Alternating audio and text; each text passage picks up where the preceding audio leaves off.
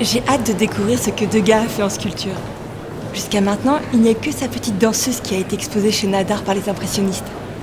Je croyais que Degas était peintre. On a trouvé ses sculptures en cire après sa mort.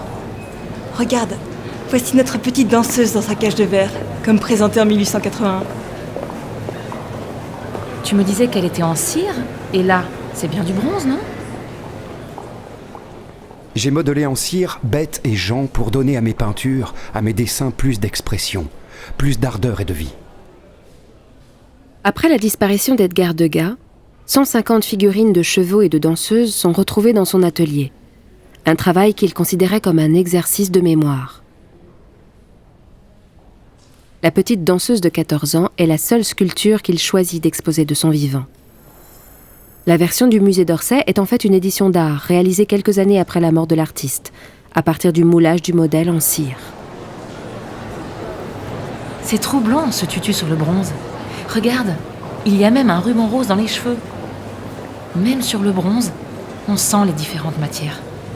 C'est une recherche de réalisme. Imagine quand elle a été montrée en cire, avec en plus des chaussons de danse et un corset. Et coiffée d'une perruque. Un vrai scandale à l'époque. Les critiques ont été choqués par ce mélange de matériaux qu'on n'utilisait pas en sculpture. Et on l'aurait même comparé à un spécimen du Muséum d'histoire naturelle, à un animal empaillé. Tu te rends compte ? Lorsque la petite danseuse est exposée, tout le monde est d'accord sur un point. On n'avait jamais vu cela. L'artiste a enfin réussi à culbuter les traditions de la sculpture. Dans une époque qui s'appuie sur des théories pseudo-scientifiques où les traits du visage sont associés au caractère, les ballerines n'échappent pas à leur réputation de se livrer à la prostitution. Pour certains, le visage du modèle, proche du museau d'un animal, et son attitude jugée effrontée, révélerait un caractère profondément vicieux. Chez d'autres artistes, le réalisme en sculpture conduit à traduire une scène historique de la manière la plus exacte possible. Dans sa volonté de précision archéologique, le peintre et sculpteur Jean-Léon Gérôme fait venir d'Italie des moulages d'équipements portés par les gladiateurs. Gérôme emprunte le thème à une de ses peintures pour son groupe sculpté. Quelques années plus tard, son gendre, le sculpteur Aimé Moreau, réalise un monument en hommage à son beau-père.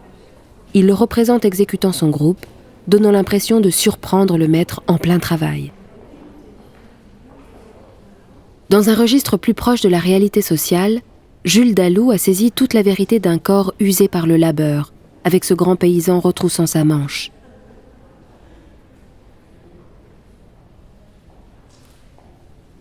Il imaginait ériger un monument aux ouvriers, un groupe de sculptures avec de très nombreuses figures représentant des métiers différents. L'ensemble monumental aurait dû mesurer 32 mètres de haut. Offrant une vision très proche sur le monde du travail, le sculpteur allemand Bernhard Oetker souligne dans Machine humaine tout l'effort et la souffrance d'un mineur tractant une lourde charge de charbon. Seul son torse émerge d'un cadre constitué par le couloir de la mine.